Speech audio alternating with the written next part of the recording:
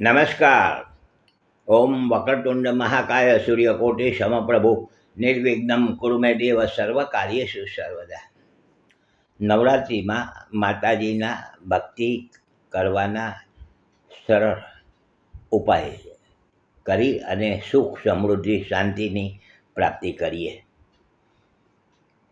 ગયા એપિસોડમાં આપણે વાત કરી કે ચંડીપાઠનું વાંચન કરવાથી, ચંડીપાઠનો પાઠ કરવાથી માતાજીની કૃપા આપણા ઉપર ઉતરે છે. ચંડીપાઠમાં 13 અધ્યાય છે, 700 શ્લોક છે. માર્કંડેય ઋષિએ આ ચંડીપાઠને લખ્યું છે. જેટલું ગીતાનું મહત્ત્વ છે, ભાગવતનું મહત્ત્વ છે, એ જ રીતે ચંડીપાઠનું મહત્ત્વ ગણાયેલું છે આપણા ત્યાં આગળ શાસ્ત્રમાં. ચંડીપાઠમાં આખો ચંડીપાઠ ન થઈ શકે જે વ્યક્તિથી, તો ચંડીપાઠની અંદર ચોથો અધ્યાય સકળાદય સ્તુતિનો આવે છે. સકળાદય સ્તુતિ દેવોએ માં ભગવતીની, માતાજીની સ્તુતિ કરી હતી અને માતાજીએ એમાં વરદાન આપ્યું હતું કે જે કોઈ આ પાઠનો આવી રીતે સ્તુતિનો પાઠ કરશે એના ઉપર મારી કૃપા રહેશે. આ માતાજીએ દેવોને વચન આપ્યું છે. દેવોની સ્તુતિ કંઈ સામાન્ય ન હોય. દેવોએ સ્તુતિ કરી છે, સકળાદય સ્તુતિ ચોથો અધ્યાય, અને એ આપણે રોજ ગુજરાતીમાં મળતું હોય છે. એમાં ચોથા અધ્યાયનો જો આપણે પાઠ કરીએ તો પણ ચાલી શકે છે. હવે આ પણ ન થઈ શકે તો ચંડીપાઠની અંદર સિદ્ધકુંજિકા સ્તોત્ર આવે છે. સિદ્ધકુંજિકા સ્તોત્ર. હવે સિદ્ધકુંજિકા સ્તોત્રનો જો આપણે પાઠ કરીએ રોજ તો આખા ચંડીપાઠનું ફળ મળે છે એવું એની અંદર જણાવ્યું છે. માતાજીએ વરદાન આપ્યું છે.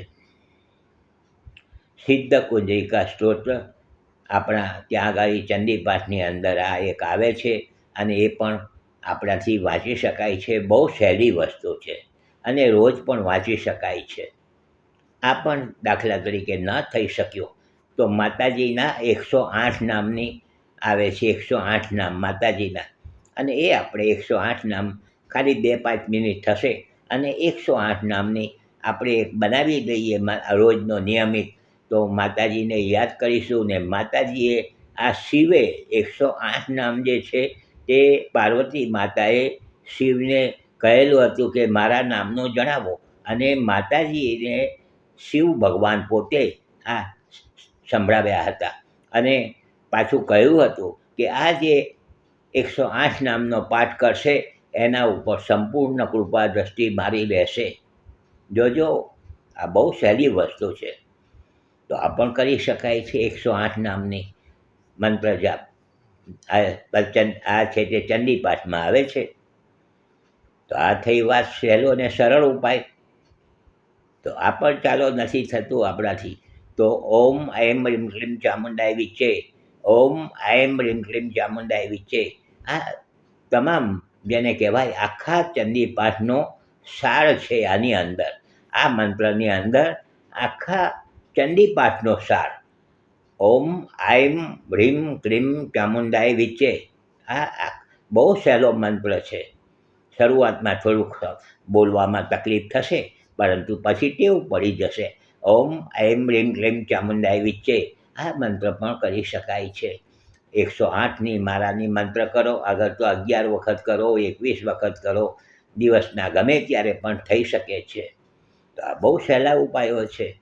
કાલે પાછા મળીશું, વાતો કરીશું. જોડાયેલા રહેજો અને માની ભક્તિ જેટલી બને એટલી કરજો. અત્યારે નવરાત્રિનો સમય ચાલે છે અને માની કૃપા આપણા સૌ ઉપર ઉતરે, માના આશીર્વાદ આપણા સૌ ઉપર રહે એવી આપણે માને પ્રાર્થના કરીએ. હસમુખલાલ ઝવેરીના સૌને નમસ્કાર. જય શ્રી કૃષ્ણ. ઓમ નમઃ શિવાય. જય માતાજી.